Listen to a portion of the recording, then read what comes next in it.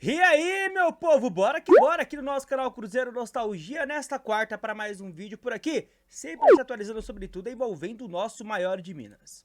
Vamos lá, nação, é mais um dia que começa agitado, é mais um dia recheado aí de notícias, tá? E sem demora já peço logo, de maneira muito humilde, aquele like. Bora bater aquela metinha de 400 joinha? Conto com a sua ajuda, tá?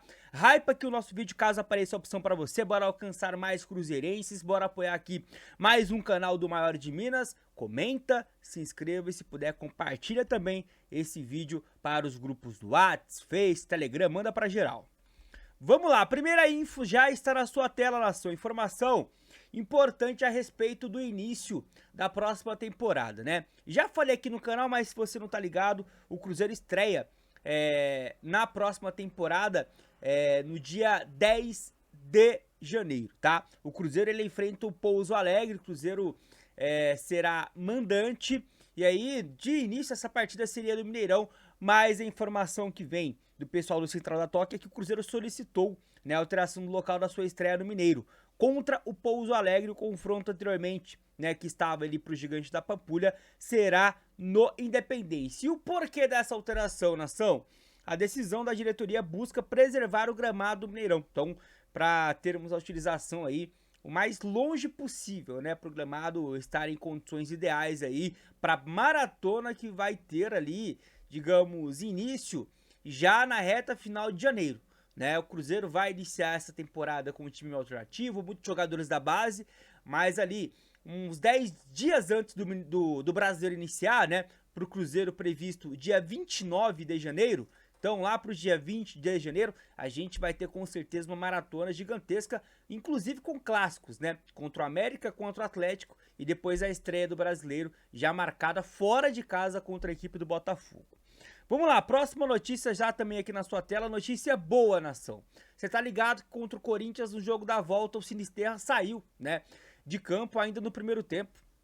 E dá pra gente lembrar até porque o cara que entrou no lugar dele, o Arroio, né, marcou aí os 2 gols do Cruzeiro, que deu a vitória nos 90 minutos, nos pênaltis você já sabe o resultado.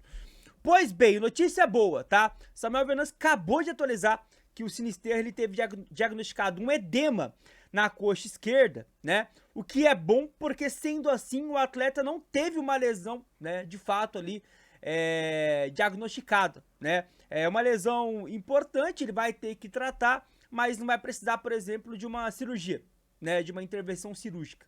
Então acaba sendo algo positivo, tudo indica que o Sinisterra ele estará à disposição ali do técnico Tite quando o time principal estiver, né, colocado à prova nos primeiros jogos ali do Campeonato Mineiro, tá? Então, boas férias aí pro Sinisterra, boa recuperação para ele. Imagino que ele vai encurtar os dias de folga para conseguir voltar ali o mais breve possível. Talento, rapaziada, nós sabemos que o Sinisterra tem, que ele pode ser muito útil, inclusive até titular, ele já demonstrou que também pode. O problema é essa questão física. Ele sempre tem problema no mesmo local, coxa esquerda. Então, assim, que ele tem aí pelo menos, né, nos próximos 6, 7 meses ali, off de problemas físicos, para o Cruzeiro poder fazer uma avaliação se vale a pena, se compensa comprá-lo ou não. Lembrando que ele está por empréstimo. Próxima notícia envolve o novo técnico do Cruzeiro, Tite. Bora falar do salário dele, nação. A informação é do R7 Sports, né?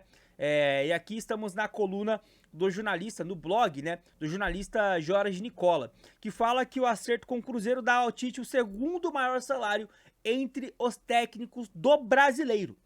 Vamos trazer aqui já de fato os valores, tá? O blog apurou que Tite e seus auxiliares vão custar cerca de 2,5 milhões mensais ao Cruzeiro. Em caráter de comparação, Leonardo Jardim ganhava 1,5 milhão por mês, lembrando que o Jardim, se ele permanecesse no Cruzeiro, teria um reajuste desse salário que ele ganhava, né?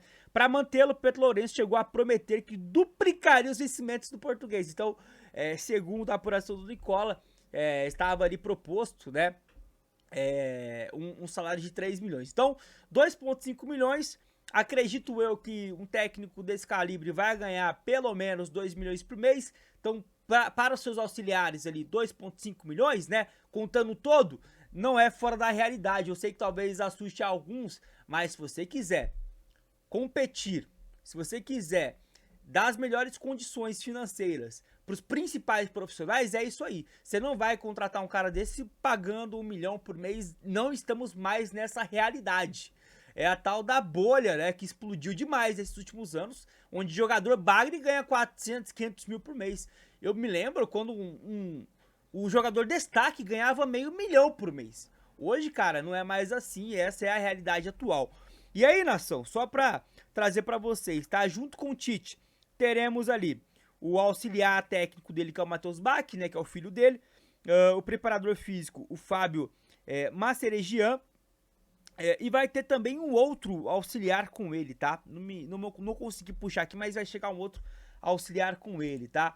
E aí essa notícia aqui, ó, ela já vai de encontro com algumas postagens de santistas nas redes sociais chateados, né? E até preocupados, dizendo, pô, a saída do Fábio será uma grande perda pro Santos, o clube precisa fazer de tudo pra mantê-lo.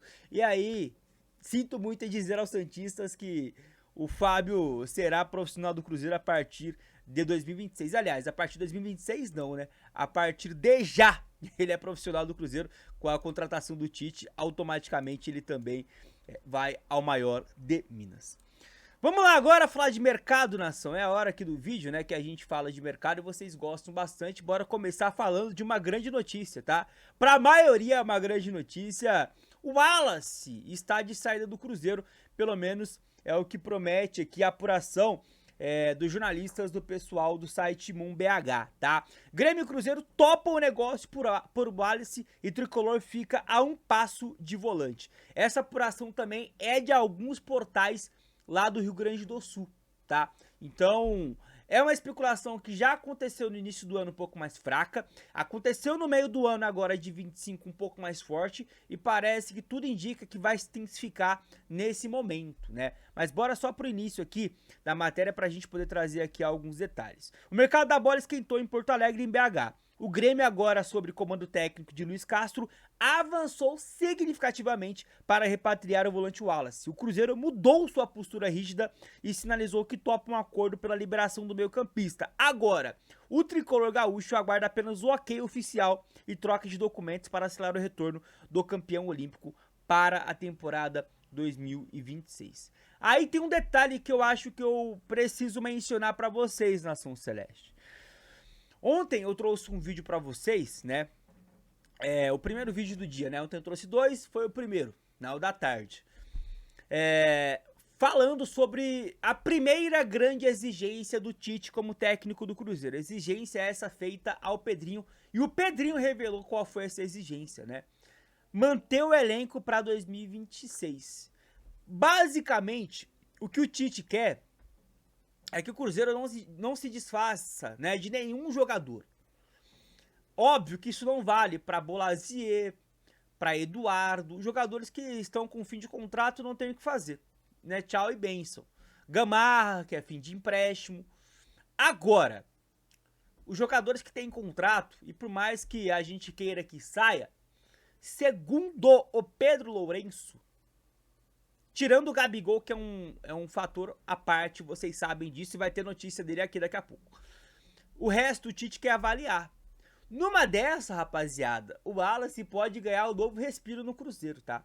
Apesar de que, se depender da atual diretoria, o Wallace será negociado com o Grêmio. Muito provavelmente vai por empréstimo, né? Com opção de compra fixado. Não acredito numa venda definitiva. O Grêmio não tem dinheiro para isso, apesar de ter feito investimentos altos no meio do ano agora para conseguir se livrar do rebaixamento. Conseguiu até com algumas rodadas de antecedência. Mas fato é que com esse pedido do Tite, talvez essa informação aqui ela possa perder força. É uma grande notícia, a gente quer que isso aconteça, mas se o Tite quer avaliar, o Wallace entra no bolo. E o Wallace já demonstrou potencial numa dessa. O Tite pode chegar aqui e falar, eu quero recuperar esse cara, eu quero esse cara no meu elenco. Se um cabeça de área pro Leonardo Jardim não era prioridade, geralmente não era titular, pro Tite pode ser. Numa dessa, o Wallace pode ganhar força, inclusive para ser bastante utilizado. Não quero te desanimar não, mas é um outro técnico. É uma outra forma de jogar, de avaliar, de enxergar o futebol como todo. Então fica esse asterisco, tá? Mas tá bem claro, repito, que pelas diretorias o negócio vai acontecer. falta saber só os modelos aí, o modelo, né, de fato que a coisa andaria. Próxima info também envolvendo negociação, Jonathan Jesus, nação. E aqui não vou me alongar muito não, tá? Basicamente o Cruzeiro tá dificultando pros russos a saída, talvez, de um dos melhores jogadores do Maior de Minas no combo do jogo de ida e jogo de volta da semifinal da Copa do Brasil. Porque o Jonathan, ele entra, né, no lugar do Vidalba no jogo da ida e faz uma partida muito ok, melhor do que seu parceiro, que é o Fabrício Bruno, que nos 2 jogos foi muito instável, né? A gente tem que falar disso, é inevitável. No jogo da volta, jogou pra caramba o Jonathan Jesus, e acho que isso é um grande alento pro Cruzeiro querer realmente dificultar, né, os valores. O Zenit já ofereceu, segundo o Samuel Venâncio, e também a apuração do Bruno Andrade da ESPN, já ofereceu 8 milhões de euros, mais 7 milhões de euros, mais um variável, depois 8 mais um variável, depois 9 milhões de euros fixo, mais um para variável. Isso daria quase 65 milhões de reais. E o que o Cruzeiro quer agora, segundo matéria aqui do próprio Bruno Andrade, é algo entre 11 e 12 milhões de euros. Ó, o Cruzeiro não quer facilitar a transferência de Jonathan Jesus para o Zenit. E por isso, exige entre 11 e 12 milhões de euros, algo em torno de 70 a 77 milhões, para avançar em definitivo com a negociação, segundo apurou a ESPN. Então, bora aguardar, nação. Agora, com o Tite, possa ser também que o Jonathan seja outro jogador que poderia sair e agora não sairá mais por conta da chegada aí do seu Adenor. E você comenta, por essas cifras, venderia ou não? E pra finalizar o nosso vídeo, bora finalizar aqui com o Gabigol, porque a notícia não é boa, nação. Não é boa. Segundo a apuração de um dos principais setoristas do Santos, tá? O negócio com a equipe da Baixada Santista esfriou, tá? Lembra que eu trouxe no vídeo de ontem, o primeiro vídeo, a proposta, né? O Ademir Quintino falou sobre isso. A proposta de 1,5 milhão por mês, apesar de ser 900 mil reais a menos do que ele ganha no Cruzeiro, a cartada do Santos seria o contrato maior, de duração maior, para compensar esse baixo valor de início? Pois bem, segundo o Wagner Frederico, é um dos jornalistas mais respeitados pelos santistas, esfriou.